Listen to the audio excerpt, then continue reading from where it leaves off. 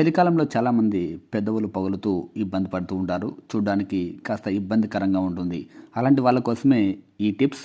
మరి ముఖ్యంగా సరైన మౌత్ వాష్ వాడటం వలన పెదవులు పొడి బారకుండా ఉంటాయి. అలాగే విటమిన్ డి, అలాగే ఫ్యాటీ యాసిడ్లు, మినరల్స్ అధికంగా ఉండే ఆహారం ఎక్కువగా తీసుకోవాలి. ఇవి చర్మాన్ని పొడి బారకుండా కాపాడుతాయి. అంతేకాకుండా పెదవులు పొడి బారకుండా కొబ్బరి నూనె లాంటి న్యాచురల్ రెమెడీస్ను యూస్ చేస్తే బెటర్గా రిజల్ట్ ఉంటుంది. అలాగే చలికాలంలో పెదవులను నాలుకతో ఎక్కువగా తాకడం వలన పెదవులు పొడి బారవచ్చు.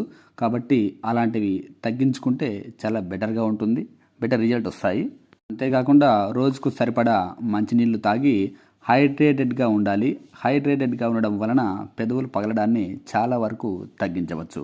మరీ ముఖ్యంగా బయటకు వెళ్ళేటప్పుడు చలికాలంలో కొబ్బరి నూనె, పీస్ వాక్స్ వంటివి లిప్ బామ్గా వాడితే